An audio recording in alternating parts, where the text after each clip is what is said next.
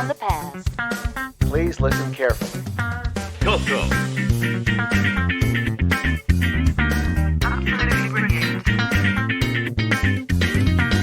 Welcome to the CoCo Crew Podcast. A delicious adventure into the world of retro computing news and information. Featuring the Tandy Color Computer. Hey, you got your CoCo 3 yet? CoCo.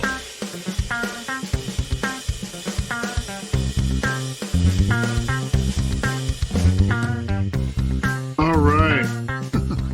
Welcome, listeners, to CoCo Crew episode number 74. Woohoo! Let's see, I, of course, am John Linville, and I'm joined by a full complement of co-hosts. We, of course, have Mr. Neil Blanchard. Hello, Neil. Hello, everyone. And Mr. Mike Rowan. Hello, Mike. Hello, everyone. And after a short hiatus, we have Boise Pete. Hello, Boise. Good evening, CoCo Cruisers. How's everyone doing, huh? Been Doing good. Good. Hot summer. Most of the Hot way summer. through That's the hot right. summer. Seems Hot like cocoa.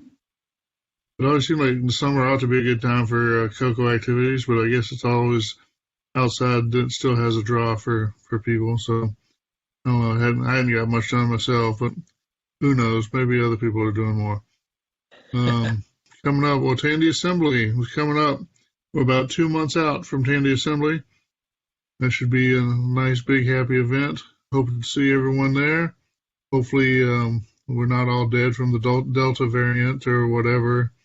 Maybe I shouldn't joke, but I'm kind of sick of the whole thing, so to speak. But anyway, Tandy Assembly will be in Springfield, Ohio. I guess we'll get to that in a little bit. Also coming out this time, only 3 months or so away, is of course CoCo Fest. Glenside's still chugging along, planning to put on an event in the Chicago area. Hopefully that'll turn out nicely for whoever gets to make it. So let's see, what else? What is going on? What's everybody working on? Anybody doing anything fun or CoCo related these days? I am acquiring some parts for GMC. Yeah, working on a production run there. Yep, we're going to work on a production run of 50 cartridges. Going to produce a new game coming up. Don't want to give any spoiler alerts, but Awesome. the parts are trickling in, so it's a good sign. That's Very exciting. good. Always good to see that technology in use. Anyone else do anything fun or CoCo oriented? Let's see. I just took a week of vacation, and usually that's when I get at least some reading done and sometimes some other experimentation, but I did nothing but listen to audiobooks. So, Well, that's all right, too. was, relaxing vacation for the most part, but didn't get much CoCo work done, fortunately. So what about eBay or any other acquisitions? Anybody buy anything cool lately? I took a week of vacation and moved. Yeah. So not as relaxing as yours, but so I am unpacking lots of boxes of CoCo stuff. In fact, I'm holding a pack of GMC cartridge boards that I just unpacked. Very cool. Very cool. Yeah, I was sharing with the other that I just logged into, my eBay, as it's called. Must have been a while since I logged in. It actually made me type a password. So. Oh, well, I guess I just haven't been that into it recently. You're slipping. We all take ups and downs sometimes, and it's, you have to have a little relaxation and meditation, I guess, sometimes to really be good at stuff, right? Oh, well. We'll take a little break, and then we'll be back with the announcement. So what did you want to show me? Check this out. I do this poke, and the printer is now at 9600. Yeah, that's a popular one. And I wrote this little program to do all these pokes to give me access to 40-track drives. Yeah? And this one lets me access both sides of the drive. Okay. And this utility automatically creates line numbers for me in BASIC. You do know that all these things are built into ADOS, don't you? Huh? Have you been living in a cave somewhere? ADOS adds all sorts of cool functions to your color computer. All the things you described and more. It even supports true lowercase on the new CoCo 2s. You're kidding me. ADOS adds things like repeat key so you can edit your last command, DOS command for OS 9, error trapping in BASIC, there's a RAM command to run in full RAM mode, 2-column disk directories, keyword abbreviation, and that doesn't even scratch the surface of the features of ADOS. That sounds easier than all these pokes and short utility programs. You better believe it. And ADOS comes with an easy-to-use configuration program. You just run it, enable the things you want, ignore what you don't want. Sounds great. You can run ADOS from disk, or you can have ADOS create a ROM image, and you can just burn that onto a ROM and put it on your disk controller, so it boots up right into ADOS every time you boot your CoCo. Imagine, you never have to set your baud rate again. Wow, that's amazing. Will it work with my CoCo 1? ADOS works with both CoCo 1 and CoCo 2 systems, and it's available for just $27.95. You'll wonder how you ever lived without it. Supercharge your color computer with ADOS from Spectro Systems. Spectro Systems, Miami, Florida. If you sell color computers on eBay, you know that competition is fierce. So how can you differentiate your eBay listing and get top dollar for your items? It's easy with the New York Times Asset Tag System. These self-adhesive aluminum asset tags affix easily to any vintage computer item and instantly add value and provenance. Each attractive asset tag features the New York Times Eagle logo and a blank equipment number box. The CoCo 2 usually sells for $70 on eBay, but with the addition of the New York Times asset tag, the exact same CoCo 2 becomes a rare item and lists for $150. An original color computer analog joystick usually sells for $20 on eBay, but with the addition of the New York Times asset tag, the price instantly jumps to $80. Do you have mysterious, undocumented, or non-working cartridges just collecting dust? Turn those items into cash by attaching the New York Times asset tags. I put an NYT tag on an old CoCo 2 and listed it on eBay with an undocumented mysterious pack. Together, they're listed for $299. The New York Times asset tag system includes 15 self-adhesive blank asset tags and our 10-page booklet with tips for maximizing your eBay profits. Start making more money today. Here's how to get yours. Maximize your eBay sales with a New York Times asset system. Just $29.95. Call in the next 10 minutes and receive a second New York Times asset system for just an additional $10. Call 100-0100. That number again is 100-0100. Operators are standing by. All right, CoCo Cruisers, welcome back. Now it's time for the announcements. We are, of course, the CoCo Crew Podcast. We are available on Twitter with the Twitter handle of @CoCo Crew Podcast. That's @CoCoCrew_Podcast. If you are prone to sending tweets, feel free to tweet at us, and we may tweet back. Let's see, we also have, of course, a group on Facebook called the CoCo Crew Podcast. That's 4 separate words. Come and find it on Facebook, join the group, maybe get a little inside information on the podcast or occasional bits of news or whatever, or just be part of the group and have fun. It's always a good time had by all. We are a podcast, so we are available on Apple Podcasts, Google Play, Spotify. Let's see, the Apple Podcasts and Google Play is for normal podcast downloading, and then if you want to stream them directly off the internet, we're available through Spotify, through Stitcher, and TuneIn. So however you want to reach us. Of course, we also have the generic RSS feed available at CoCoCrew.org. So however you want to reach us, see if you can find us, and if you can't find us, let us know. I'll see if I can get us listed. All right, we have been for some time making a version of our podcast available on YouTube with some mechanical conversion from the audio to a video format. It's not great video, but it's something. And if you do listen or watch the podcast on YouTube, one possible advantage is that YouTube does a pretty good job with subtitles. So if English is not your first language, or if you maybe have some sort of hearing issue or whatever, maybe the subtitles make it a little easier to understand or appreciate, you might want to give it a try. Let's see, we are listed as a member of the Throwback Network. This is a list of retro-themed podcasts, mostly related to 80s culture, some vintage technology, lots of cool stuff. So if you're caught up on the CoCo Crew Podcast and looking for something else to listen to, we recommend that you check out the Throwback Network. We're also listed on the Game by Game Podcast Information Hub. This is also a list of retro-themed podcasts, in this case centered around gaming, video game technologies from the 80s. So, the Atari VCS or various home computers or, all that sort of stuff, maybe even some arcade game stuff is listed there. But again, if you're caught up on the CoCo Crew Podcast and looking for something else to listen to, we recommend that you check out the Game by Game Podcast Information Hub. Audio for the CoCo Crew Podcast is hosted by Cyber Ears. If you have a need to host audio on the internet, whether it be your own podcast or something for your club or church or your business, we recommend that you check out Cyber Ears, where you will get your audio on your terms. If you want to reach out to the hosts of the CoCo Crew Podcast via email, we have a few addresses set up for that. First three addresses will all reach all of the hosts. Show, SHOW, at CoCoCrew.org. That's at CoCoCrew.org. We also have podcast, PODCAST, at CoCoCrew.org. And feedback, FEEDBACK, at CoCoCrew.org.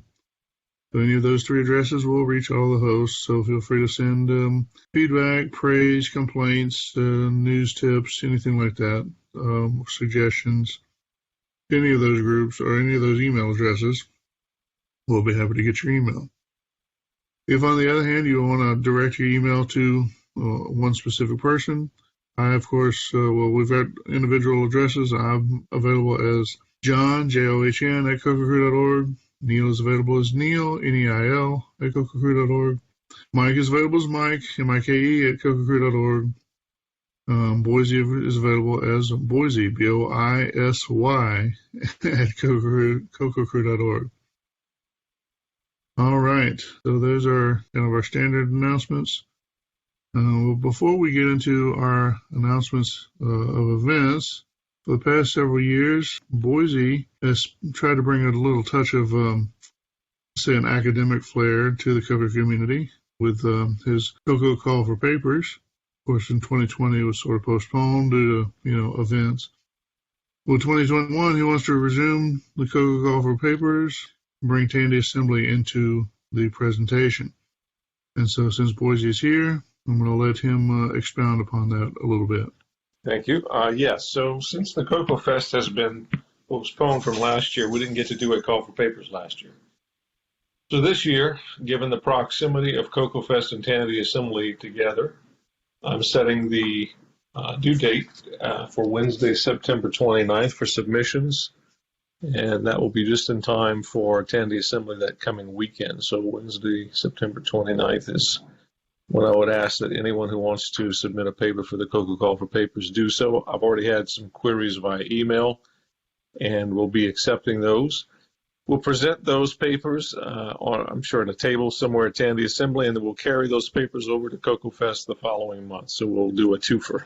So please look at the show notes for the link to my website that talks about it, and we can hope to see your paper there. Very good. It's been a interesting event, shall we say. Been some good papers. There's been a better response than I honestly would have expected. The CoCo communities, or at least the CoCo Fest groups, is not the most academic group that I've ever been part of, but it's actually had some pretty good response from some individuals, and we hope to see some more good information come across. Absolutely. Yeah, we have been growing from year to year in terms of the number of papers. Not much, but we'd love to see 4 or 5 good submissions this year. Thank you. Yep. All right. Well, let's see. Moving on to events events the way you get in the car and go somewhere. August 7th and 8th of 2021, we have VCF West 2021. This will be held at the Computer History Museum, Mountain View, California, with support from the Vintage Computer Federation, the Computer History Museum, Hackaday. So it should be a good event if you're on the west coast of the United States or thereabouts. Certainly the Silicon Valley area. We definitely recommend that you check this out. Try to go. You'll see fun demos of 60s mini computers, 70s homebrew systems, 80s 8-bitters, and a few oddities. So it should be a cool event. We wish them good luck having something awesome. Yeah, August 20th and 22nd the Southern Fried Gaming Expo will be held at the Marriott Renaissance Waverly in Atlanta, Georgia. Definitely been looking forward to this event, have reservations made. I hope the new CDC recommendations are not too disruptive on this event, but we'll see, I suppose. Anyway, Southern Fried Gaming Expo features more than 250 arcade and pinball machines, dozens of new and retro console systems, a massive tabletop library, RPGs, wrestling, music, tournaments, a vendor expo, exciting panel sessions, guest speakers, and so much more. Looking forward to this event. Definitely, it's always nice to get out, get to Atlanta, get to see some people. I know it's going to be hot as hell in Atlanta, but hopefully it's going to be worthwhile. That exact same weekend, because it's in the exact same place, of course, we've got the Vintage Computer Festival Southeast 8.0 2021. So it's the same event, same location, co-located event, Vintage Computer Festival. The exhibits are presented Saturday and Sunday. You'll find computers from the 60s, 70s, 80s, and 90s, from PDP to Commodores to Apples. Kits available for purchase, so probably be able to learn to solder if that's what you're into. Consignments, vendors. It should be fun. I'm hoping to get a lot of joy out of this myself, so definitely looking forward to that. VCF Southeast, doing a good event in the past. All right, moving on. Let's see, September 11th and 12th, the Vintage Computer Festival Midwest 16, Waterford Banquets in Elmhurst, Illinois. Unfortunately, their website is still showing a mid-90s era under construction graphic. So that's kind of typical for them to kind of hold their website updates till as late as possible, I think. But oh well, I'm sure it'll be a good event. If you are in the Midwest and they're in the Chicago area, come September, I think you should try to get to VCF Midwest. It's usually a good event. All right, so the biggest event on the list as far as we're concerned, October 1st through 3rd, 2021, talking about Tandy Assembly. The registration is available. We're going to have a tech track on Friday. I'm going to be one of the speakers for the tech track, so it'll be awesome, obviously. I'll be talking about the CoCo, of course. One of our esteemed speakers will be Mr. Boise Pete. He's going to talk about the birth of a technology, drive wires, and its impact. So, should get a little history lesson on drive wire, maybe an exposition on some of its uses in the modern world. Should be a great event. Definitely something that we promote here. We have an interest in. Hope the CoCo content is amazing as possible. So, get your way to Springfield, Ohio on October 1st to the 3rd and come and join us.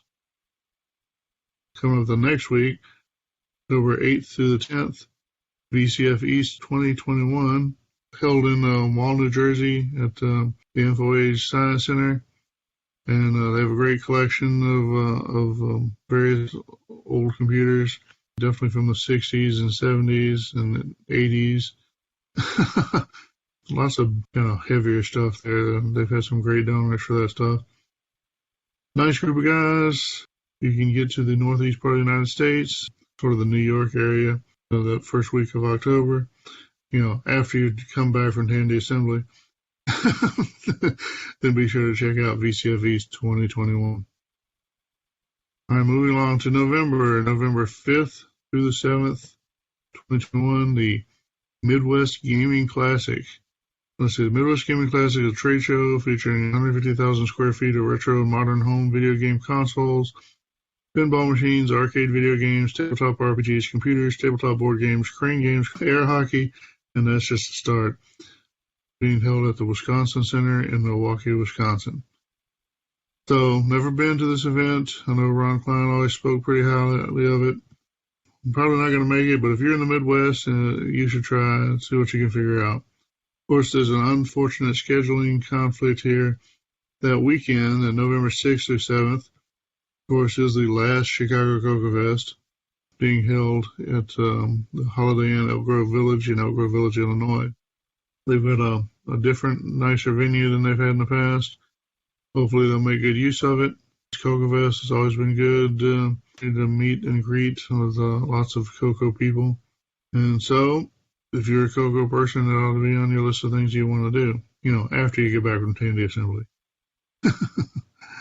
That was pretty much the last thing on the schedule, though we do have an announcement. The events for VCF East in 2022, and those will be April 29th and 30th and May 1st of 2022. So hopefully if we get that far along, we can be getting back into more of a normalcy in terms of, vintage competing events and that sort of thing. That would Time be will nice. tell, I suppose. Hopefully by then they'll open the Canadian border. That would be even better. That's our list of events. So why don't we take another little break, and then we'll be back with some news. Oh, I'm dead. But check out that high score. How did you do that? With the Gamester. It's a real arcade joystick with arcade buttons. Can I try? Sure. Wow, this has really got some weight to it. Yeah, it's made of real wood. Is this walnut? Yep. You can choose any wood or finish when you order yours. It looks great, and this joystick is amazing. It's smooth, and the buttons are great. You can choose a custom cable length, or even get a left-handed version. I'm sold. Where do I get mine? Introducing the Gamester. The Gamester is the ultimate 2-button joystick controller for your color computer, Dragon, and Tandy 1000.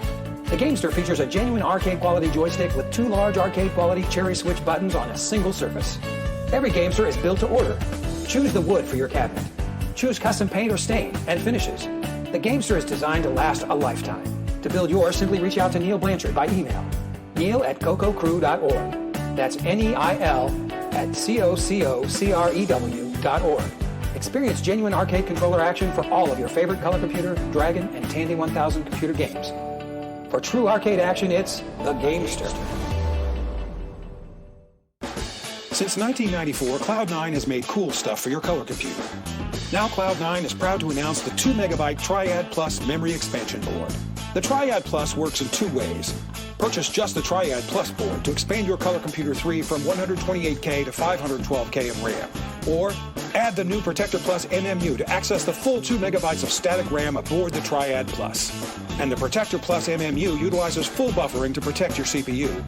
Unlike previous 2 megabyte memory expansions for the CoCo 3, the Triad Plus operates seamlessly without the need for special patches, configuration, or workarounds. Games like Donkey Kong Remix and Sierra Adventure games simply work without hassle. And the Triad Plus will reduce your CoCo's power consumption and heat generation. The Triad Plus and Protector Plus MMU, only from the innovative engineering of Cloud9. Cool stuff for your color computer. Visit cloud9tech.com for details.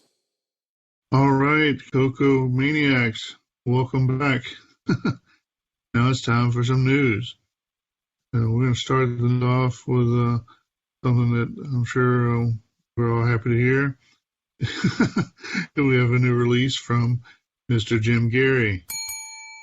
Let's see. So he has a game called Mission Improbable Operation Alpha. He's got the words geographics across the middle, so I'm not sure if that's part of the game name or not. So this is a remake in Microcolor Basic of a game from the APF Imagination Machine, which was a video game machine with a 6800 microprocessor, and it has the 6847 video chip, which is what the CoCo has and the MC10 has, wired up a little differently in the Imagination Machines. You can certainly see, when you see the games, you can certainly see the heritage there of the 6847. The Imagination Machine, of course, was a computer add-on or modification where it's almost like a dock. You dock the video game console in this keyboard unit and give it some enhanced abilities and make it more like a computer. So anyway, Jim, I guess, has been mining that for some inspiration recently. I've seen a couple of games from him that made reference to that. So here's another one. So Jim doing his thing.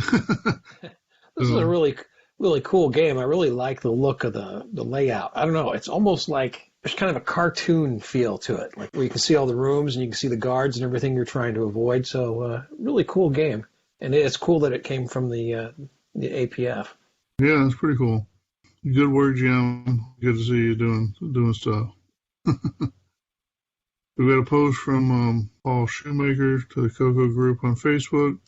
It says, here's a full implementation of Michael Myers' 8-bit card deck that I wrote in assembly language, well, this week, but this week being back at the 1st of June.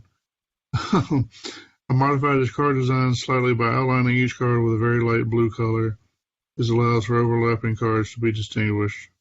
Runs on a CoCo 3 using a 256x1982 16-color mode. So, I mean, that's basically what it is. It's a demo of him manipulating some cards. How nice it looks on the CoCo 3. If you're a fan of card games, this may be an inspiration for you. But, jumping off points for somebody. It's and they're nice looking cards, front and back. Yep, very nice. All right, thank you, Paul. All right, well, so here's a post from Gary Kitchen, who was one of the founders of Activision, if I'm not mistaken. So one of the early video game companies making cartridges for the Atari VCS. Anyway, as a historical source for the topic at hand, he tells us all about how important it was to be visible at the Consumer Electronics Show. There's a big display floor there, and easy to get lost or not easily found. So there'd be like a guide that which would on the show floor, and they would do them alphabetically by name. And so got a little bit of an urban legend here about as each company came out, they'd play a little game to see who could get closer to the beginning of the alphabetized listing. So, they started, Atari was first, of course, and then Activision was kind of the first third-party software game company for the Atari system. So the Activision comes before Atari. And then there was Accolade, and then Acclaim. Anyway, so kind of funny. I mean, we probably all heard stories about businesses trying to that's why you have like AAA towing company or whatever. They're all trying to get to be the first listing in what we used to call the phone book. Nobody has phone books anymore, except on their own personal phones, and their cell phones. But you don't get that big, heavy printed thing anymore. But back in the day, there was those good reasons to be listed earlier in the book, so that people looking for just anything would find you first. I don't know how much weight to give this story, but it's just kind of funny to see it written out and applied to the world of computers and video games. Yeah, it's a fun read. Oh. All right. Well, thank you, Mr. Kitchen. All right, moving on. I don't remember what brought me to this link, but one more opportunity for me to reference music macro language, which is a way to record music in some computer software is able to consume. It's different than a so-called tracker. It's not as nice as the software that comes with Orchestra 90, which can produce some very, very robust musical scores, but it is pretty good for some relatively simple music notation, and as such, incorporated into Extended Color Basic as the syntax of the play command. But it's also used in a number of communities for producing or authoring music for games, particularly for the Nintendo world or whatever, Nintendo Entertainment System homebrew games, and a few other systems can share in it. And there's tools that can display it in more human readable ways. And none of these tools are CoCo specific. Some of them could be adapted, and some of them might be useful just when you're composing or whatever. So we've got a page from Woolys, WOLYSS. I don't know if that stands for anything. But anyway, it goes through a listing of some of these various tools and gives some introduction to MML. It may be worth checking out if you think you might want to compose some music for games. You could possibly get a lot of bang for the buck with that, because you can use the MML notation. Like you say, it's the syntax of the play command. I've got a tool. If you want to develop stuff for the Gamester cartridge, you can talk to me and I'll share tools with you where you can compose music for the Gamester cartridge using MML. There's other sound chips out there. It wouldn't be too hard for somebody to produce tools that will consume the same format for other hardware. Worth considering if you think you might ever want to do some chiptune composing for a CoCo game. It's something that you might find useful, or maybe not. But check it out. Knowledge is your guide.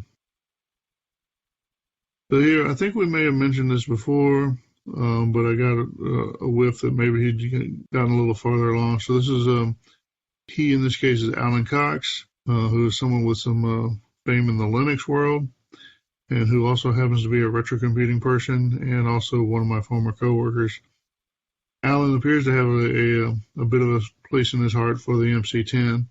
So he's taken on a project where he's taking the CC65 C compiler, which is a compiler 502, and then he's been adapting the code generation there to make it more friendly for the Motorola 6800, 6803, and the 6303 from Hitachi, which is similar to the 6803, and so that you'd have a C compiler that would generate for those processors, which may not sound that special, but I dare you to find an actual C compiler that generates actual assembly code for any 6800 variant, and I don't think you'll find very, very many, basically none as far as I can tell, because the ones that you find typically generate pseudocode for some sort of virtual machine, or you'll find compilers that target something like the 68 HC11, which is a 6800 derivative, but is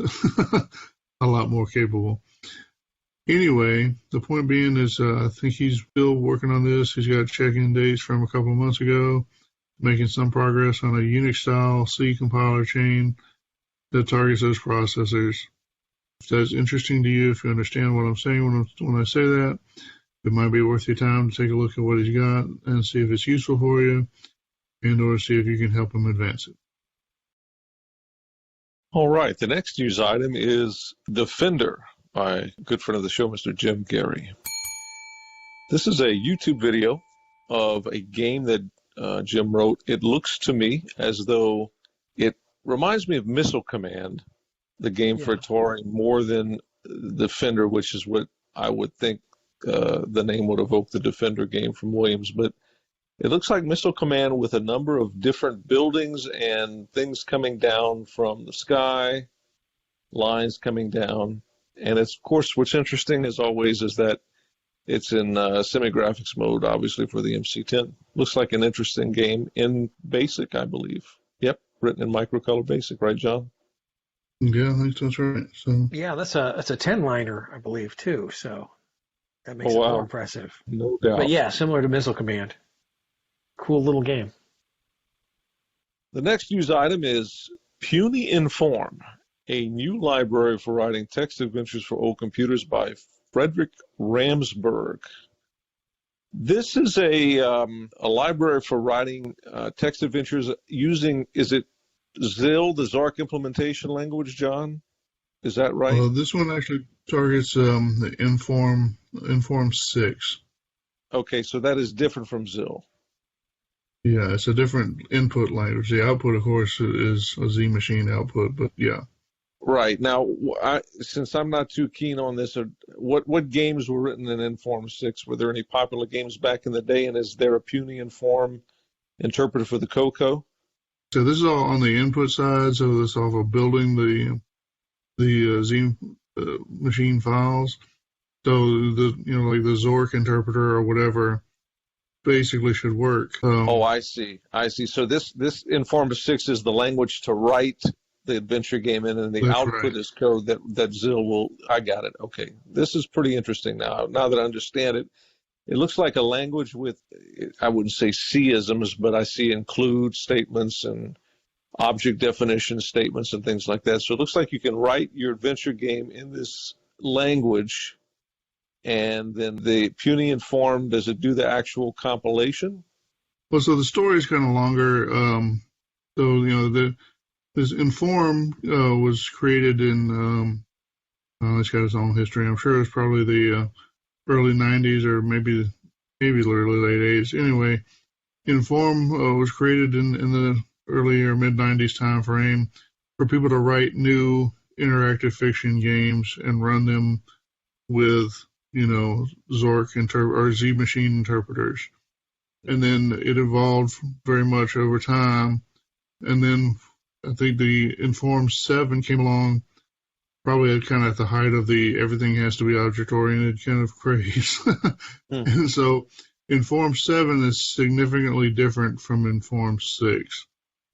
And some of those differences mean that the generated code is basically, it's too big to run on the oldest versions of the Z machine. So this puny Inform is a library for use with the Inform 6 compiler that's to help things fit into the smaller Z machine implementations, which are like the earlier versions of the Z machine. So the Z machine, the actual code that runs on your computer, they have different versions of that interpreter. And the ones that we're familiar with are mostly, I can't remember the numbers now, but like version 2 and version 3 or something like that. Mm-hmm. Whereas if you write something with Inform 7, you got to have like a version 5 or version 6 Z machine interpreter, something like that. There has been some work on other platforms for getting stuff, the later Z machine implementations that'll run on like the Apple II or whatever. We don't have one for the CoCo.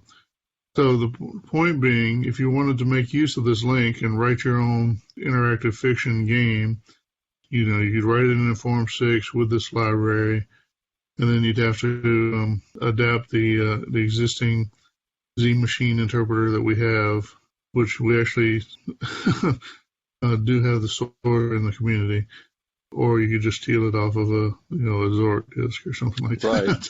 Right. I wrote some blog entries about that some time ago. I remember.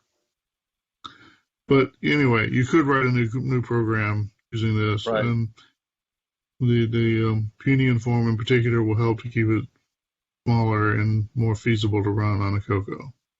So if I can draw an analogy, this sort of reminds me of the tools that one could use to write AGI games for Sierra's interpreter. And exactly. Deploy those with the actual interpreter for the various target platforms, including the CoCo, except this is for text adventures. Okay.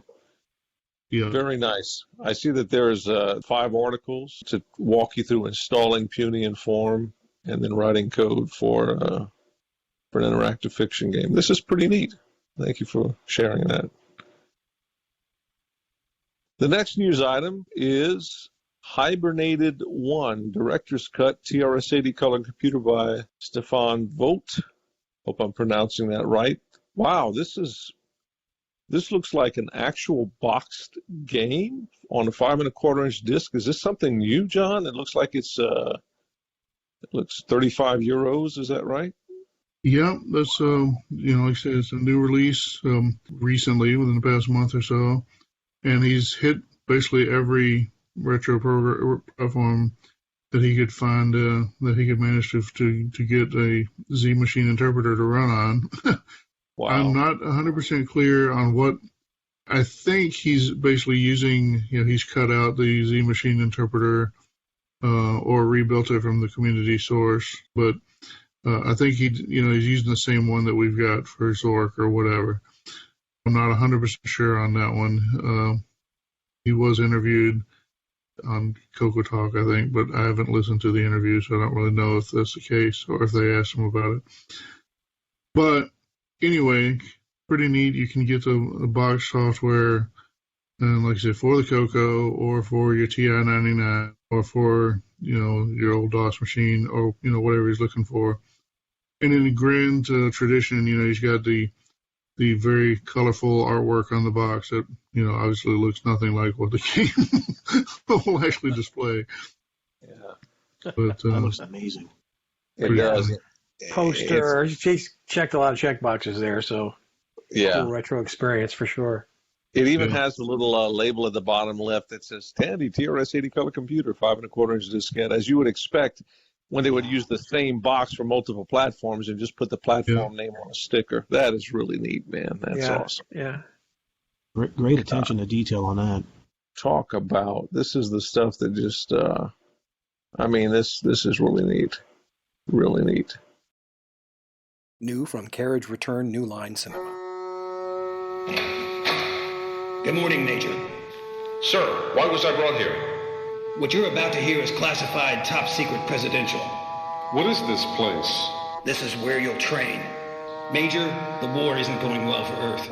This is the aliens' newest attack ship, the TRG-5. We need you to infiltrate the alien base, steal the core components, and then return them for analysis. Pay attention, Major. Your suit will absorb radiation, but only a limited amount. There are 3 decontamination chambers in the facility. It's critical that you reach each one if you want to live. We only have 4 weeks to prep for this. What do you need from me? Your best, Major. Major, do you hear that sound? That sound means you're dead. Too much radiation. Reset your suit and try again. Why did you pick me? Because I think you're the best man for the job. Because we've only got 1 shot at this. What if I fail? Then we all die. Power up your suit, Major. This is your electro gun. Aim it and fire. Holy shit, Major. Remember, each time you fire your weapon and use your cloak, you're exposing your suit to even more radiation. Major, it's time. I've reached the access point. Wish me luck. I'm going in. Shock Trooper rated CoCo 13. CoCo. You don't have to boot up OS 9. Now that we're older, we like to play deck B games, they're alright. CoCo. You don't have to boot that disc tonight. We'll play some Farfall, or take Popstar Pilot for a flight. CoCo. You don't have to boot up OS 9. CoCo. You don't have to boot up OS 9. CoCo boot up OS 9. CoCo boot up OS 9. CoCo boot up OS 9. CoCo boot up OS 9. CoCo boot up OS 9. Oh. All right, the next news item is, and we're sticking here with the ZIL interpreter here, Learning ZIL and ZILF, Episode 1, Downloading and Installing ZILF by Adam Summerfield. This is a YouTube video that looks like some gentleman has put together. Looks like there's more than one episode. To download ZIL and ZILF, which I'm presuming, John, is the Zork implementation language. I don't know what ZILF, the F in ZILF is. Can you explain? Yeah, I'm not sure what the F part is, but basically what the tools that are, the original tools or essentially the original tools that were used by Infocom for actually producing, Zork and all those other games originally are available, that you can compile them on your modern machines, your Linux machine or whatever. And you can recreate that experience of using this old language, which is, I believe, has been described as being Lisp-like or Lisp-based. Yeah. If using PDInform and Inform 6 isn't good enough for you, then you can go all the way back to using ZILF and build it the old-fashioned way, shall we say. And there are some sites available, Facebook and what related sites, that you can get some support for that. And like you say, here you go. You've got some YouTube videos that can walk you through someone doing that. Without the videos, I was a little intimidated by it.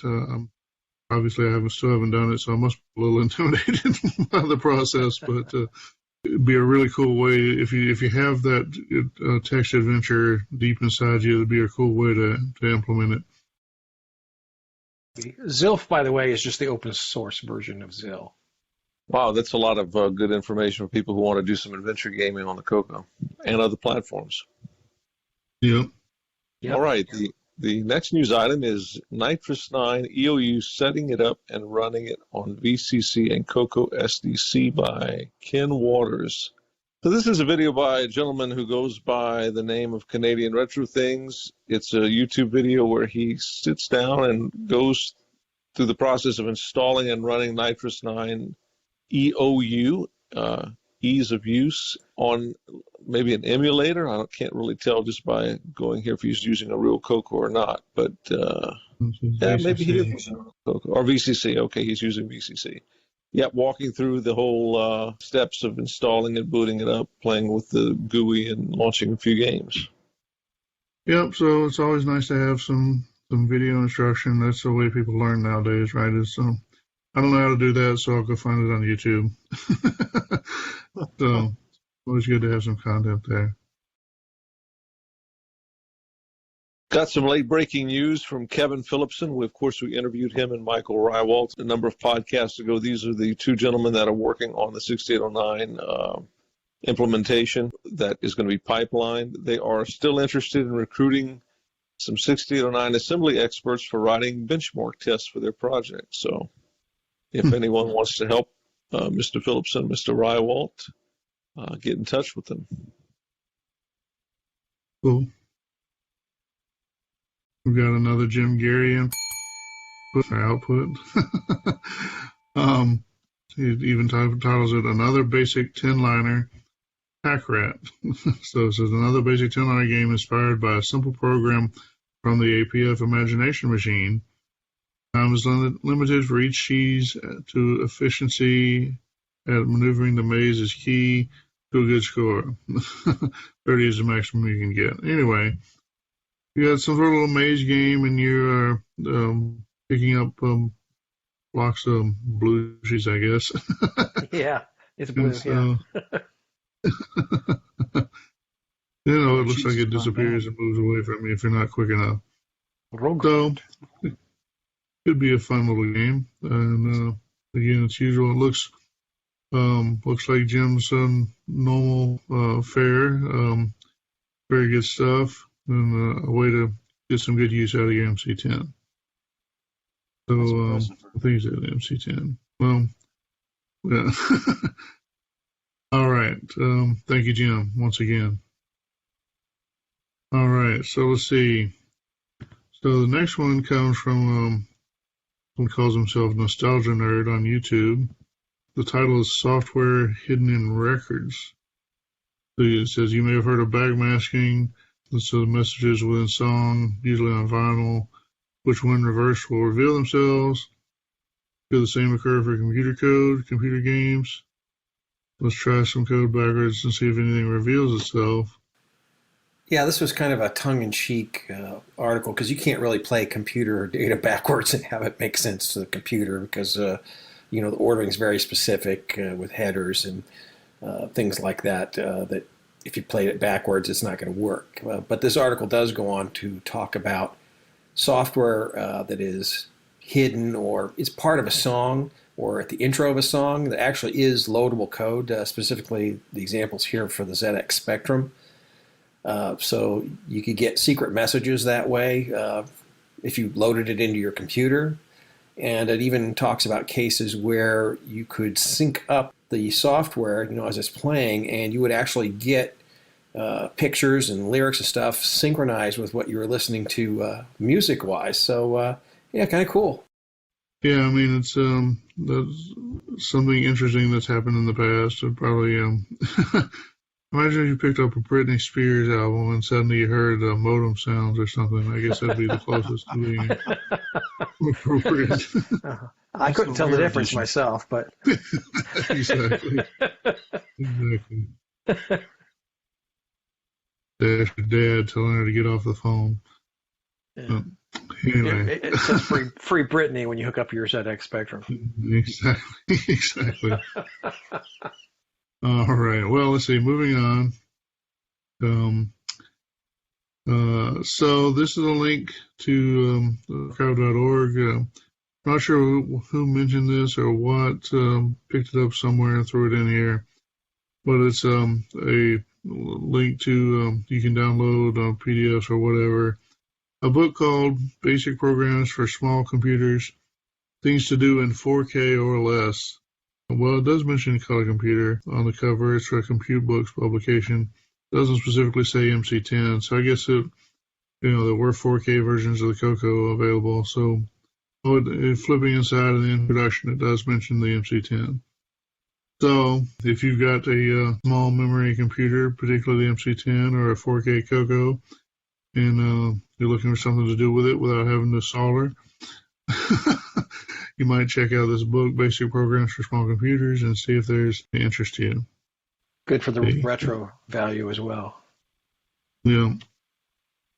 That was posted by Mark Dusko. All right, moving on. So got a post from Nick Morentis, working on that 0 Hour game. He's got Chapter 8, Robots, Lifts, and the Countdown Timer. Basically just describing some of their progress, how he's developing the game. So if you want to keep track of where Nick is with his countdown, or with his 0 Hour game, looks like he's making pretty good progress, and looks like it has some similarities to Donut Dilemma, maybe some of his other games. I love Donut Dilemma, a very cool game. Check it out, see where he's at, and see if it sparks your interest. This one comes from Rick Kelly, who definitely has an interest in mazes. And so in this entry, he's posted Mazy, a CoCo 1/2/3 game. It says, say hello to a forgotten gem from Mike Moore.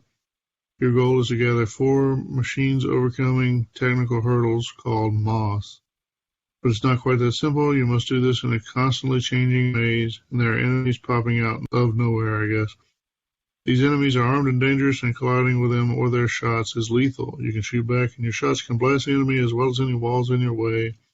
But your ammunition is limited. X marks the spot, and that such thing will appear in a corner of the maze when all 4 moths are gathered. There are several mazes to conquer, and when all mazes are completed, they'll repeat themselves, but with the difficulty ramped up.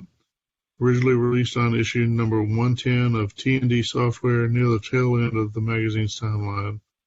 Feel free to upload. And so he includes a link to a disk image for Mazy from T&D Software. Got a few screenshots. Looks like a cool game. So thank you, Richard. And nice to see your posts.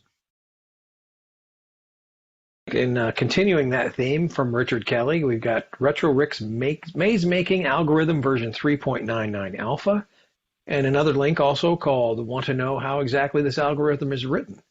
Kind of going under the covers of Mazy to show you the algorithm that's at work there. So that's a good walkthrough of that. So if you're interested in creating a maze game and want to know more about how it's done, check these links out. This next one is from James OMalley, The Teletext Salvagers, How VHS is Bringing Teletext Back from the Dead. So this goes all the way back to 1974, it looks like. And in the UK, you could have televisions equipped, well, I don't know if it was the television, it was probably like a, kind of like a cable box, early cable box, and your remote had a text button. And when you press the text button, you could enter a page number, and embedded in the video signal on certain BBC channels was this teletext information, which would just cycle through. Say you had 10 different pages of information. It could be sports, weather, news articles, that kind of thing. But you type in the number you wanted, and eventually it would cycle back through, and you could see on your television things like football scores or weather reports or government updates, those kinds of things. So this was before the internet was around, but you could still get information. And from this article, it sounds like it was hugely popular, even more popular than, say, newspapers of the day. And even though they were required to keep this information, and looking at the examples, it's a lot like looking at a 40 by 25 screen with some graphics on it. You could see this on your television. Now, most examples of this kind of data are just gone forever. A group of digital archaeologists have found VHS tapes of these broadcasts that include these embedded computer signals, and they're working on a project to restore them and save a lot of this. So this is pretty cool. This wasn't even as complicated as Project Green Thumb or video text or any of that. But it was an early form of digital data that you could get in your home. Pretty cool. Very cool. I certainly wish him luck with that. And it's cool to hear stories about people finding that kind of stuff and preserving it as best they can. Yeah, pretty cool. Okay, our next one is from Brett Wallock. Vecstream PCB test. Engineering versus HASL versus hard gold. So this is the Vecstream. This is the cartridge for the Vectrix computer, and he's in this video he's walking through doing testing to see which edge connector holds up best, and he actually plugs it in and unplugs it 1,000 times to see what the wear and tear is on the edge connector to compare and see if it's up to a long life. So yeah, it's a cool video. You should check it out. Definitely worth a watch.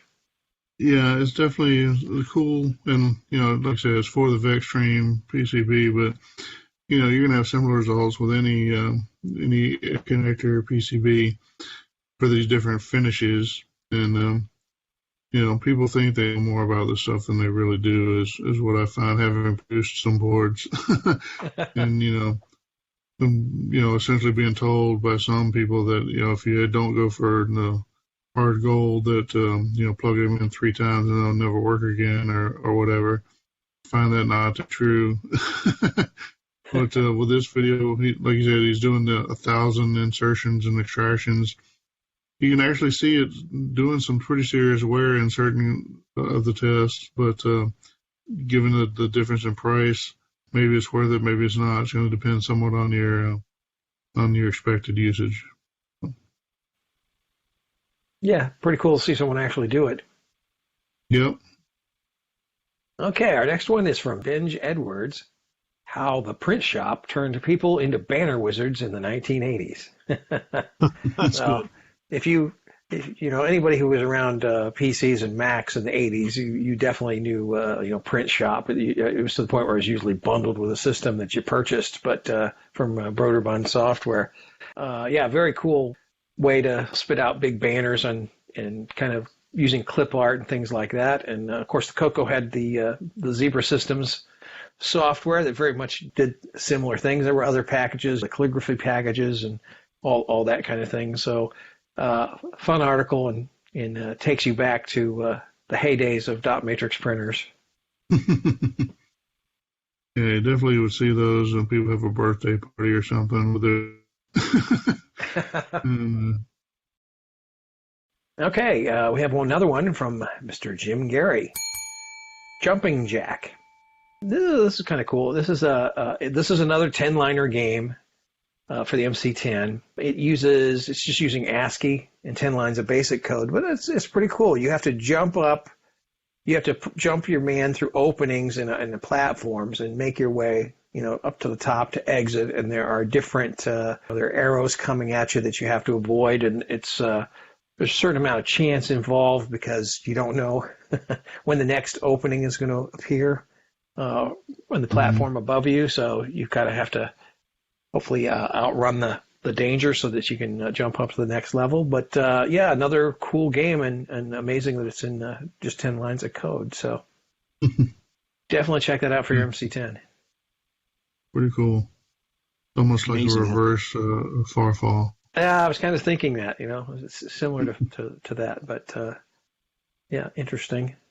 Always amazes me you can get anything going in 10 lines of code for video game wise. Yeah, yeah. Yeah, it's amazing to get something that's actually fun and playable in 10 lines. Yeah. This month in CoCo history. Welcome to This Month in CoCo History, where we explore events in the life of our favorite home computer. I'm Boise Pete, and this month we go back 36 years to the July 1985 issue of the Rainbow magazine and its anniversary celebration. The cover of that month's issue featured Fred Crawford's realistic drawing of editor and publisher Lonnie Falk lighting fireworks with a dazzling display in the night sky behind him. The title of the issue, celebrating our 4th, was a play on words emphasizing that the 4th of July was akin to the 4th year of the Rainbow's existence. When comparing this issue to the July 1981 issue 4 years earlier, the differences are striking. 276 pages versus 4, glossy color cover versus black and white, professional typesetting versus line printing fonts. It demonstrates just how much the magazine grew into a mature publication in just 4 short years. Of course, this coincided with the growth of the CoCo market and the community at large, and the CoCo 2 itself was not quite a year old by this point in time.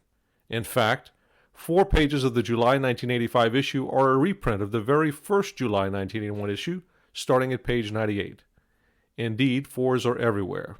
While the July 1985 issue wasn't the largest in terms of number of pages compared to issues from just the year before, it stands as an important part of the 13-year history of the magazine. Sadly, the Rainbow would cease publication just 8 years later. And that's this month in CoCo history.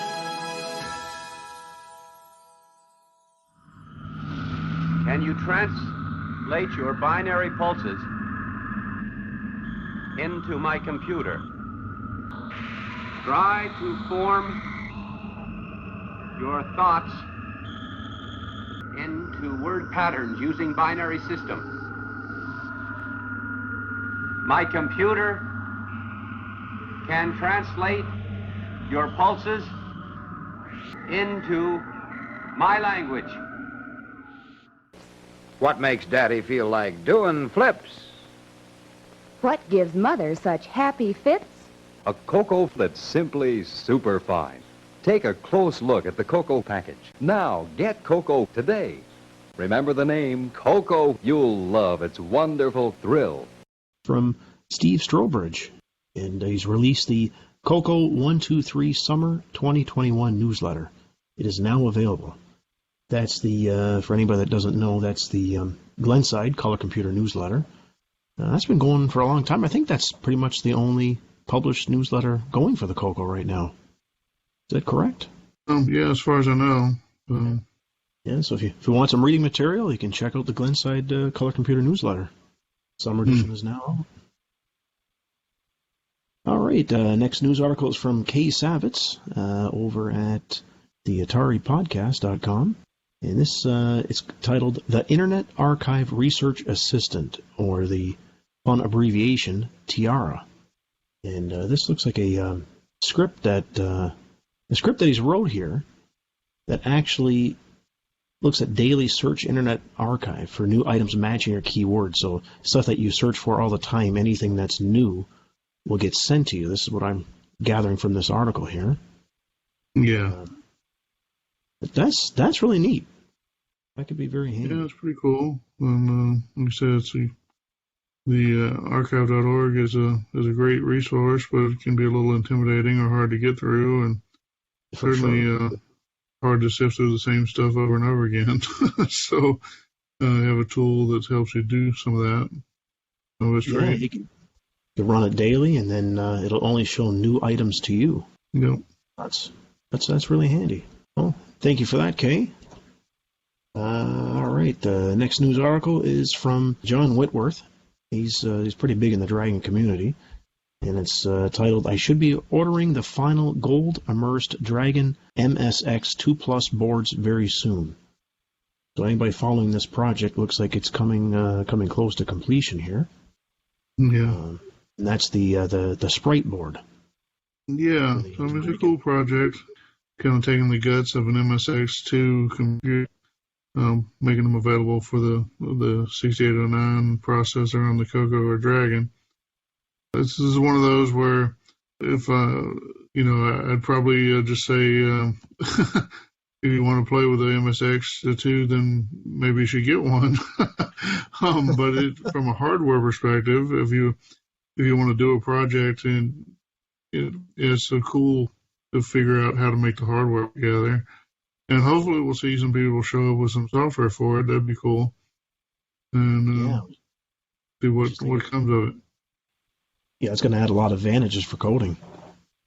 And just underneath it, there's another section here. So John Whitworth, it looks like he wants to rename this project. He wants to, it says, I'm about to change the name of the Dragon MSX 2 Plus board to reflect its cross-platform. So he's got Dragon and CoCo intentions. Did he say what he's going to name it? No, it looks like he's looking for suggestions here.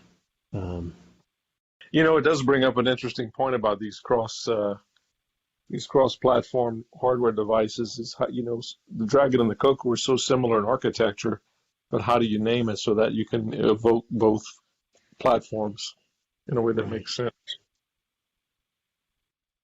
Yeah, it's a shame that, well, if there was a name for the Motorola sample system or whatever that were both based on, I don't know what it was, but, a lot of them do have, development systems have names or whatever, and be Crusader or something like that, So if we knew what the name was, it could be named after that. But alas, we don't. Next news article is from Bill Pierce. He's announcing VCC 2.10D has been released. Mm-hmm. And, that's for the new the VCC emulator, the new version of it. And right underneath, they found a bug. And that bug, it doesn't map properly to the joysticks with the arrow keys.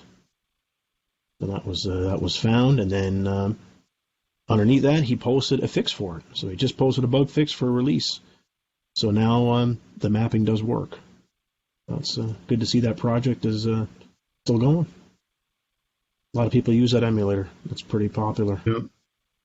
Yep.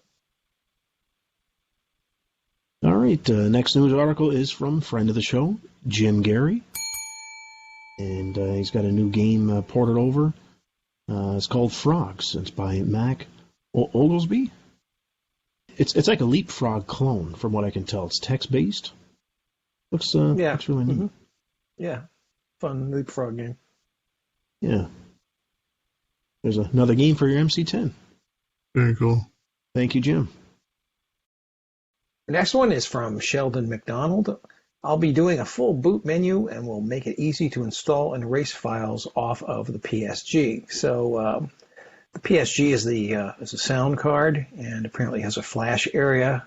So he is coming up with some software tools to allow you to write ROM images to the PSG flash area and be able to select them and play games from it and use the flash for more than just for sound files, etc.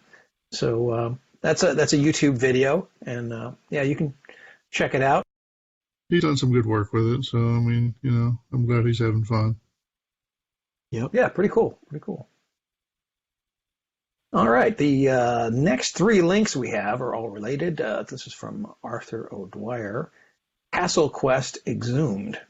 This is an interesting story. There's also some source code available in these links. But Castle Quest was a text adventure available on the Genie service. So if you know what Genie is, it means you're old.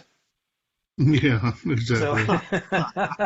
So, Genie online service. So, this was a game. This kind of goes through. He liked playing this game a lot back in the late 70s, early 80s, and started on a quest to find Castle Quest. And it was written specifically for the Genie environment. So, but he was able to get a hold of the source code, which there's not a compiler for it because it was unique to Genie, but it has all the elements in it that you would need to port that to other systems. So that's kind of the seeds of being able to do that. So it's good work. I mean, there's so many things that are just going to be lost forever. So anytime someone can make an effort to rescue something, even if it's just in this source code form, it's definitely an accomplishment. So.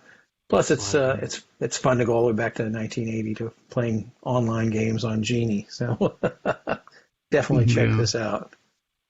Interesting to note, that it was saved because the original author had actually filed the source code hard copy with the copyright office, which was still necessary, or maybe at that point. You don't have to do that anymore. When you write, anything you write is immediately assumed to be copyright. Because you used to have to declare that you were copywriting something. I think there might have even been certain fees involved and or requirements of printing it out and submitting it for archival. Anyway, so that can be a useful way to recover some of this stuff for anybody who did went through that trouble to protect their copyrights back in the day. The U.S. Copyright Office should still have stuff on file from back then, as they did in this case. Pretty neat. All right, this next one is from Flavio Soldani, Retro Magazine World number 8 for June 2021. So this is an online magazine, and looks like it's got quite a broad spectrum of articles for various different gaming platforms.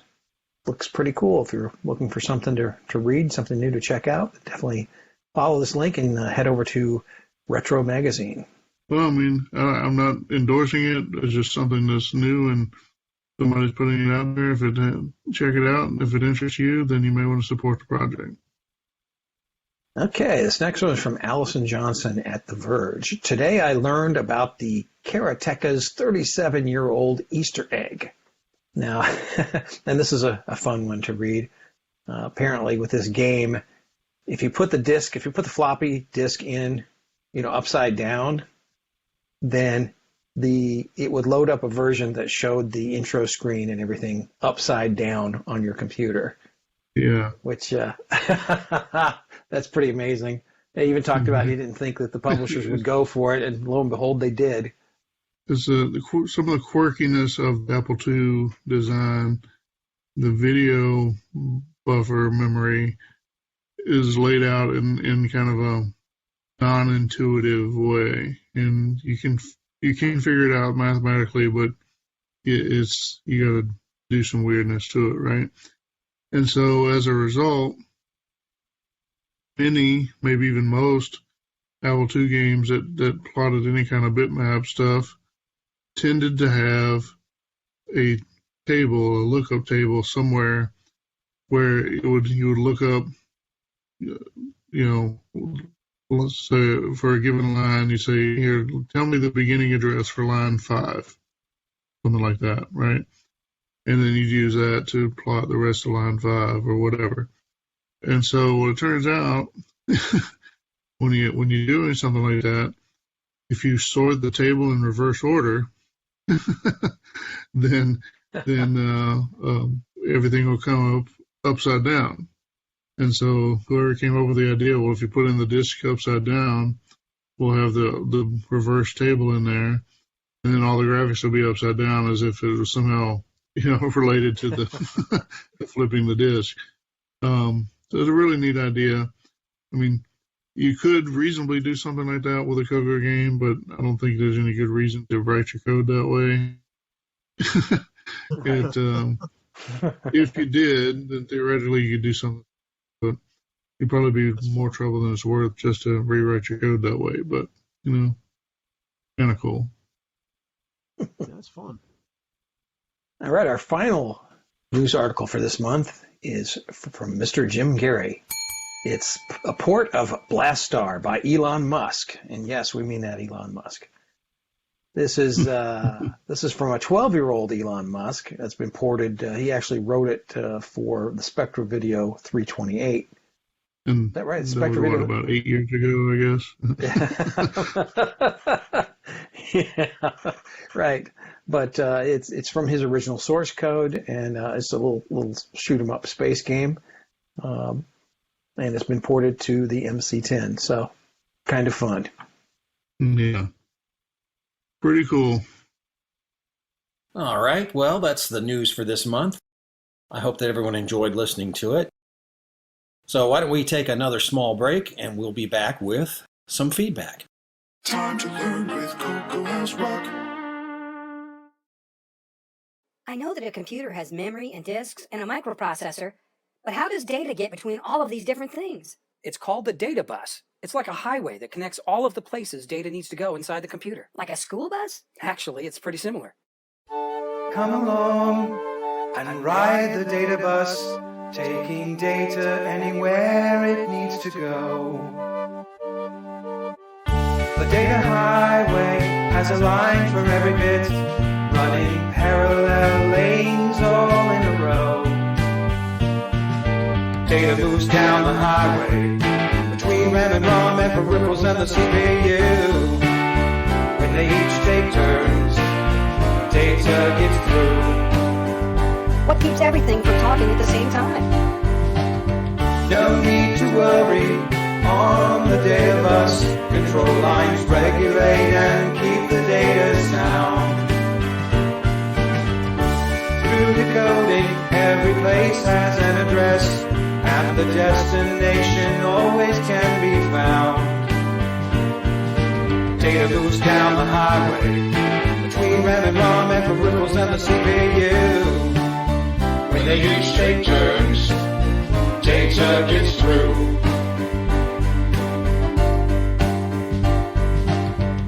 Okay, so data is on the data bus, but how does it know where to go?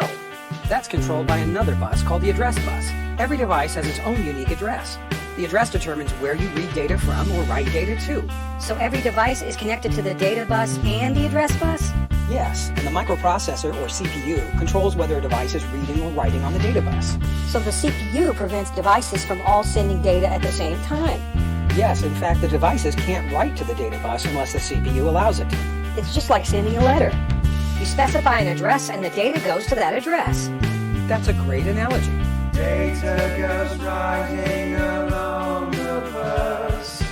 Data moves down the highway between RAM and ROM and peripherals and the CPU. When they each take turns, data gets through. CoCo Crew. Everybody CoCo, everybody CoCo, everybody CoCo, everybody CoCo, everybody CoCo, everybody CoCo, everybody CoCo, everybody CoCo. Data goes riding along the bus. Everybody CoCo, everybody CoCo, everybody CoCo, everybody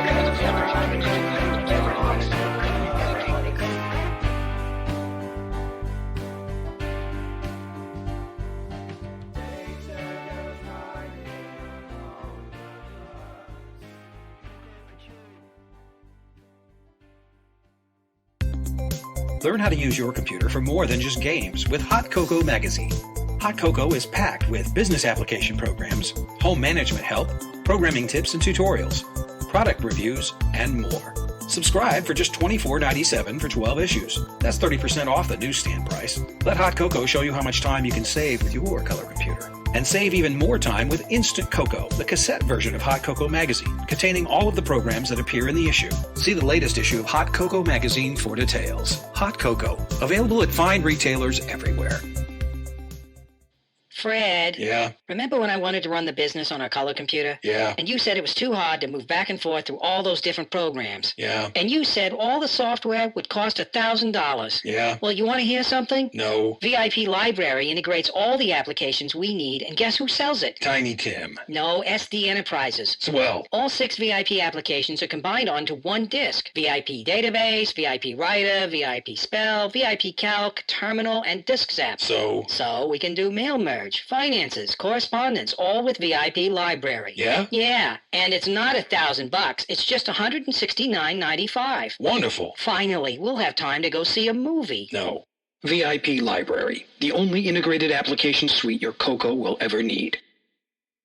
Okay, CoCo Cruisers, CoCo Maniacs, welcome back. Now it's time for some feedback. First item comes from a Matt Massey. Probably know Matt. I don't know if he's new to the community or not, but first time we've heard from Matt. Says, I enjoy the news and the tech segments. I have many childhood memories in front of the CoCo. Great work. Really appreciate you guys. Well, thank you, Matt. It's always good to hear from listeners, especially when they're happy. So, definitely. Thank you for taking the time to reach out.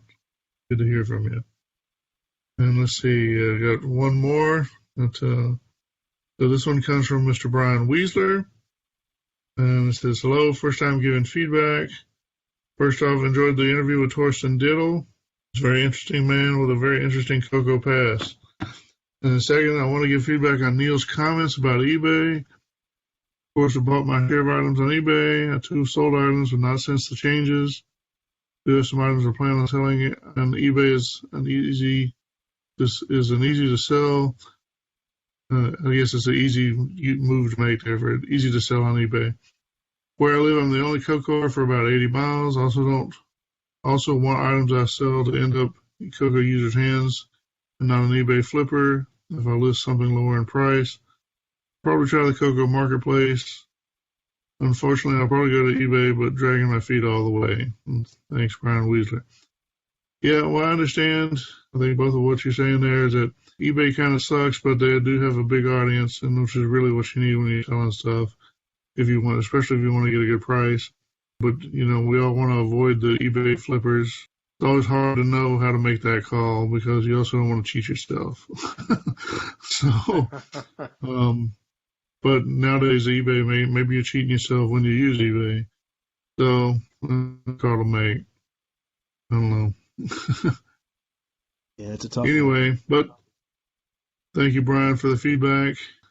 Like I said, it's not too much feedback this month, but certainly feel free to reach out to us at feedback@cococrew.org and let us know what you're thinking. All right, why don't we take another little break, and we'll be back with some sort of host discussion, I think. Hi, I'm a famous actor, perhaps, and I think we can all agree with conspiracy theorists, phrenologists, and leaders of minor religions that the world is in financial crisis. With trillions in deficits, political upheaval, reality television, and unstable governments trying to print their way out of money troubles, we have to prepare for the inescapable certainty of doom and dread that await us all. In today's uncertain economy, there's only one investment that's presently outperforming gold and silver. It's Tandy Color Computers on eBay. You've seen prices double, even triple. That's why I purchase Tandy Color Computers every chance I get. I buy my color computers from complete strangers on eBay because I trust them. No 10% overcost gimmicks, and eBay suggests that my color computer might ship in 10 days or less. And that's important to me. Whether you want CoCo 1, CoCo 2, CoCo 3, eBay has them all. And what you order is what you get. No gimmicks, no nonsense, no guarantee of adequate packing materials, and no low prices. You can also put your color computers in a retirement IRA. So protect yourself from the impending economic doom that will surely clutch you in its terrifying serrated claws of chaos. Invest in stability with Tandy Color Computers from eBay. And while your friends and colleagues may be sitting on a mountain of gold and silver in their underground bunkers and safe rooms while calamity falls upon us all, and surely it will, they won't be able to play Dungeons of Daggerath while the world burns around us all. Call now to get your free Tandy Color Computer Kit and free IRA transfer kit. Call 800-6809. That number again is 800-6809. 800-6809. Hurry, the end is near. The words Terrifying Serrated Claws of Chaos and the Terrifying Serrated Claws of Chaos logo, copyright 2016 by Terrifying Serrated Claws of Chaos Incorporated. Member FDIC. Let's face it, you need a computer, the Tandy Color Computer 3. Superb graphics resolution and uncompromising performance at an incredible price. The Color Computer 3, choose from a palette of 64 brilliant colors. Produce sharp, crisp graphs and illustrations. Display 32 by 16, 40 by 24, or 80 by 24 text. Resolution of 160 by 192, 320 by 192, 640 by 192. Use with a high-resolution monitor or your own TV. Expands easily as skills and needs grow. Call now and we'll send you the Tandy Color Computer 3 for just 6 easy payments of $39.95. Here's how to order. To order, call 1-800-6809. Remember, you'll get the amazing Tandy Color Computer 3 for just 6 easy payments of $39.95, plus processing and handling. Call 1-800-6809. All right, CoCo Cruisers. I hope you're all riled up and ready for the big growl, big fight. This one could go either way, but I don't think it's going to be too exciting. But we'll give it a try. So the question is, when someone posts something and they're being quote unquote wrong on the internet, we've all been there, right? Let's see something posted and it's on the internet and it's wrong, and you have a chance to reply and add your statement to it. You should pause to clarify that when we say wrong on the internet, we mean factually wrong. Yeah, right. Not wrong true. Behavior or that, right. And we mean sincerely wrong. Right. That's probably true. When someone is factually wrong on the internet, provably wrong. Yeah, if they're provably wrong on the internet, do you have to prove it? When does being wrong require you to intervene? The mama always said, part of me would say, well, you don't really need to intervene. People can figure out when somebody's wrong on the internet. And that's almost certainly true when they're wrong on the internet the other way. Like they're wrong because they believe, they said something racist or something like that. Other people can figure out that the people are idiots based on their own words. You don't need to jump in to add to it.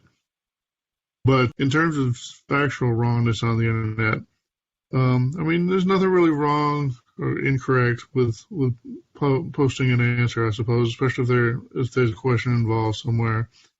But I guess in this case, we're talking about somebody's asked a question and then somebody answered it wrongly. Do you need to jump in and correct that?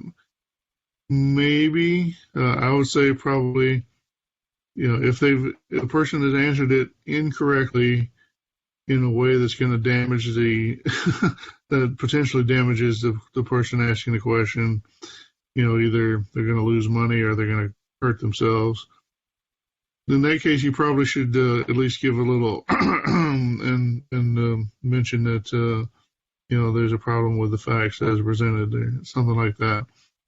But if you do, at least try to be nice. Try to jump in and say something reasonably respectfully.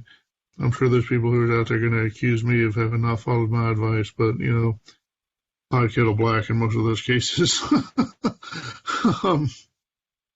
Anyway. Anyone else got anything else to add on this one? I think when it's factually wrong, it's not hard to. With anything, right? You got to pick your fights. Is it worth it? Is it just a small semantic thing? You can be.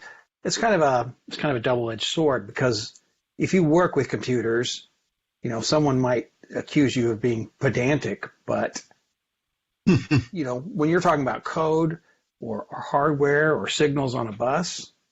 It matters, right?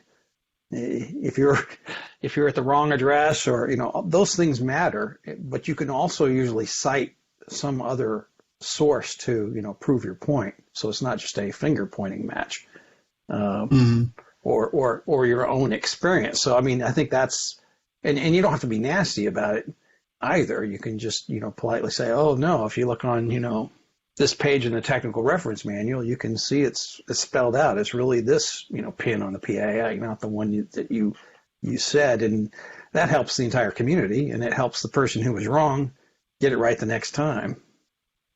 So I can't think of any time when there's a factual thing where if you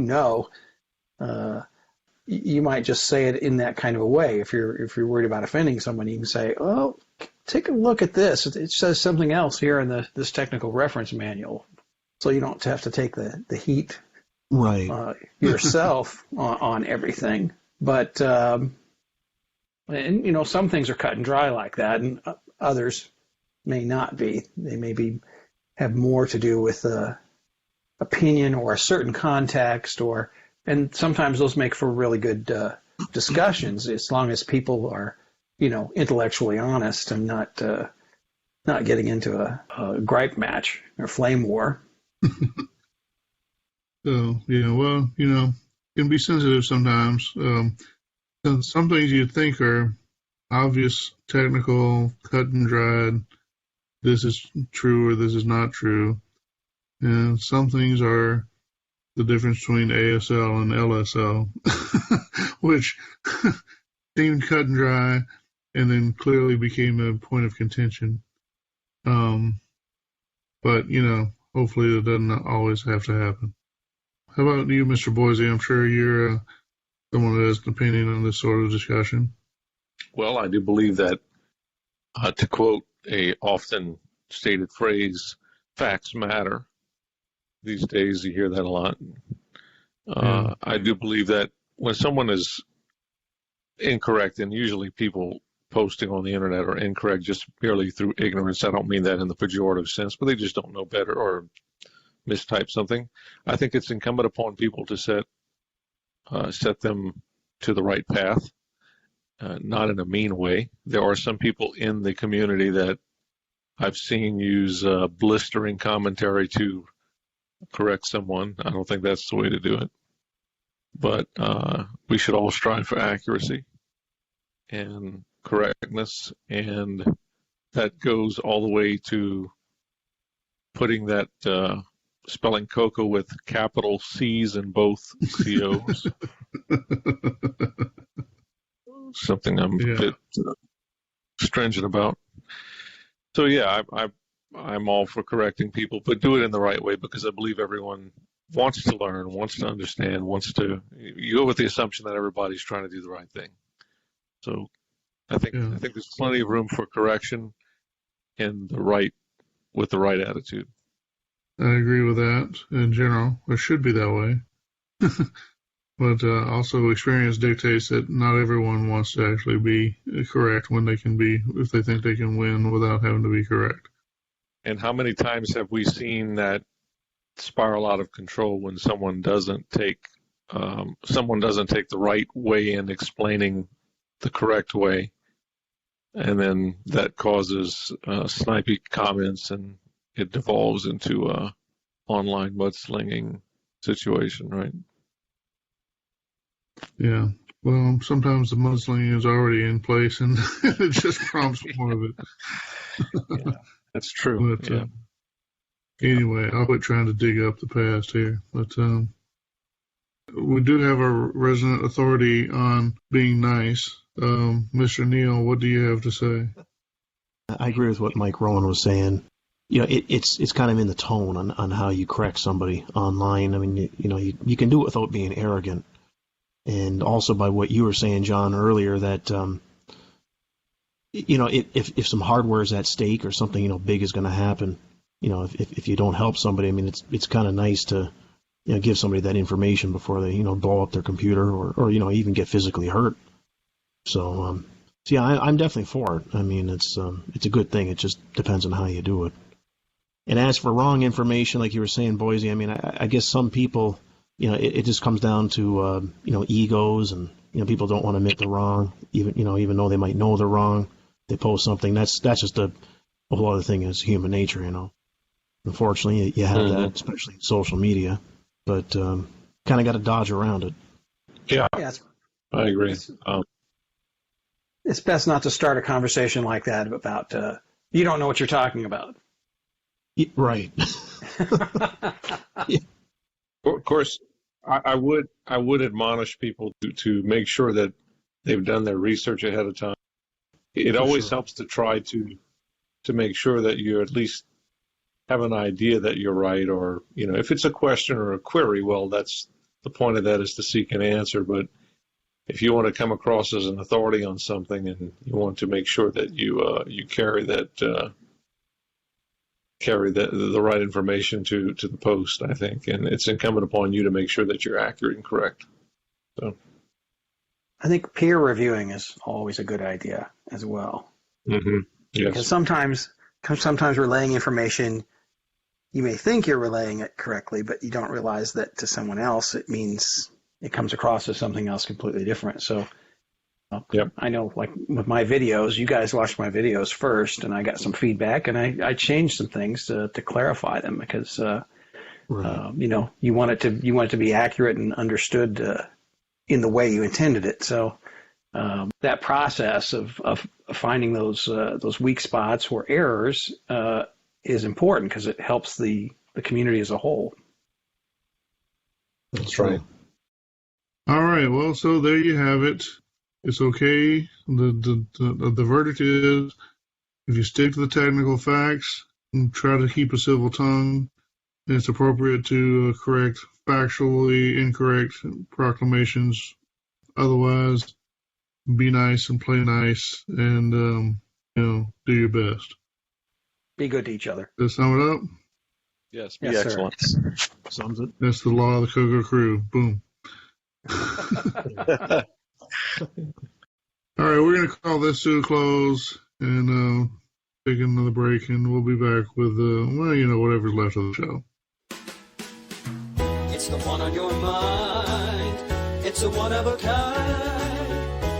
It's the Color Computer 2. Get yours today, up to 64K. It's the Color Computer 2. TRS-80 color computers are better than ever. We've improved our most popular family of computers with a compact white case, low-profile electric typewriter quality keyboard, and prices that are less than last year's models. It expands easily with up to 64K of memory. The TRS-80 color computer is available only at Radio Shack. Get yours today, up to 64K. It's the Color Computer 2. Radio Shack, a Tandy company.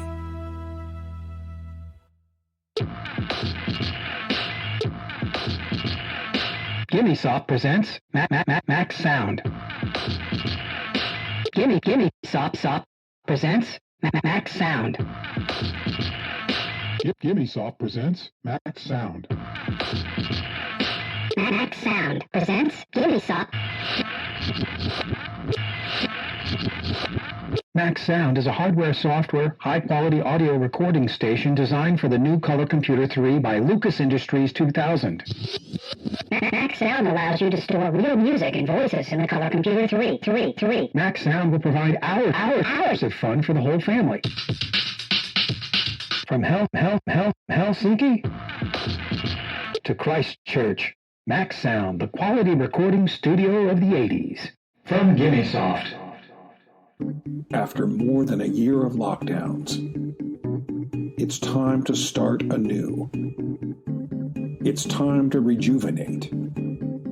It's time to assemble. Tandy Assembly is go for 2021. Whether you're a fan of the TRS-80 Model 1 or the Tandy 3000, the MC-10 or the Model 16. If you're a fan of Tandy and Radio Shack computers, Tandy Assembly is a place for you. It's time to learn. It's time to share. It's time to assemble in Springfield, Ohio on October 1st, 2nd, and 3rd. Visit tandyassembly.com for details and hotel reservations. It's time for discovery. It's time for fun. It's time for Tandy Assembly.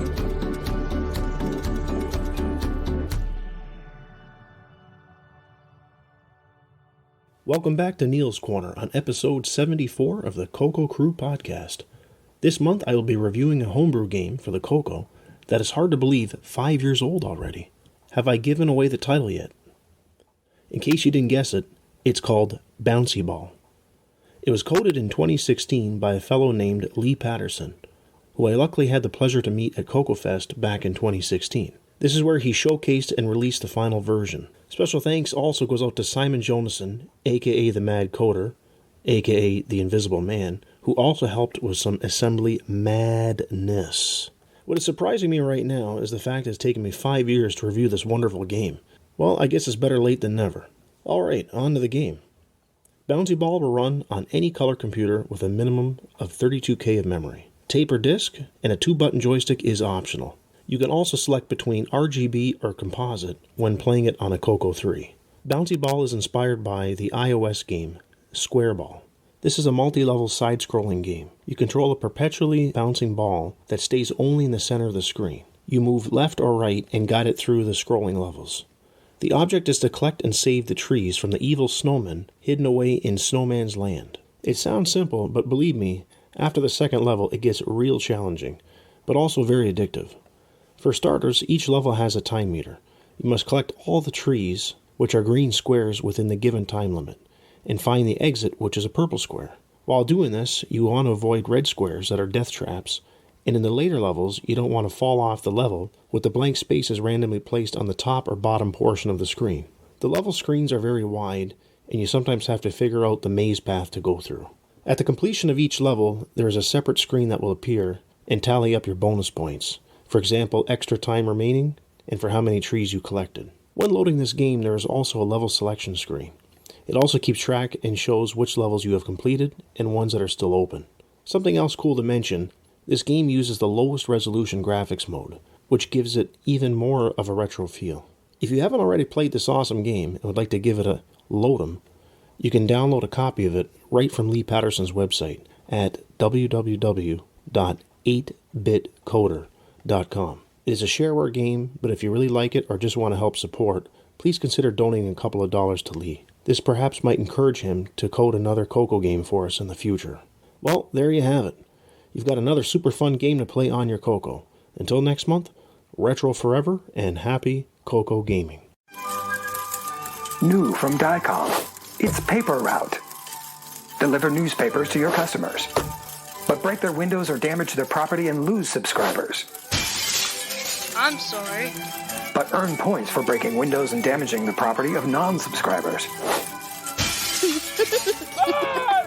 Avoid pedestrians, Asking kids, cars, and maybe even a mad dog. Paper Route requires 64K and a joystick. From Dicom. Well, it's that time again. We have reached the end of episode 74 on the CoCo Crew Podcast. Just like when you get to the last few pages in the back of a Rainbow magazine, when you see all those cool ads of software and hardware that you really want. All right, I'd like to thank our host, John Linville, for procuring all the news articles each month and providing us with excellent tech segments. Although no tech segment this month, he was out vacationing, so we'll let it slide this time. A big thanks goes out to Mike Rowan for painstakingly editing the podcast and creating super fun commercials. Also like to thank Boise Pete, our CoCo historian. He remembers it, so you don't have to. Great to have you back, Boise. Last but not least, we'd like to thank all of you who listen and support us each month. Feel free to send us in your feedback. We really do like hearing from you. Until next month, happy CoCoing and retro forever. It's a blast from the past. Please listen carefully. CoCo.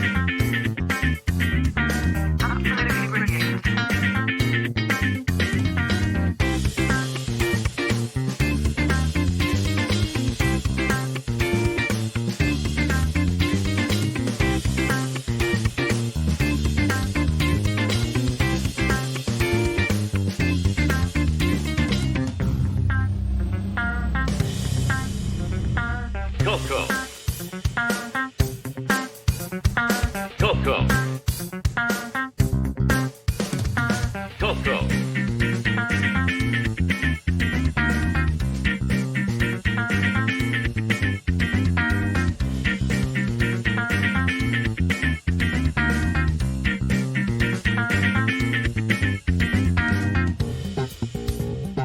Dance like there's no tomorrow. What is this crazy rock and roll music anyway?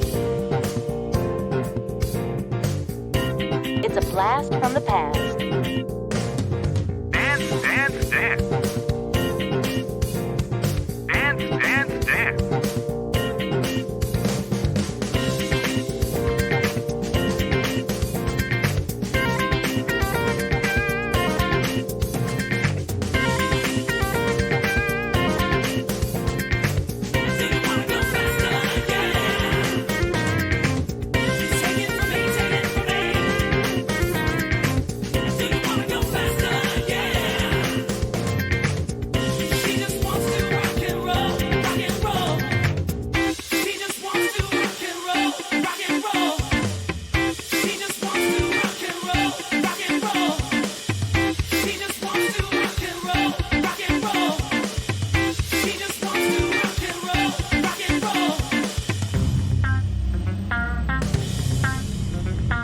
CoCo.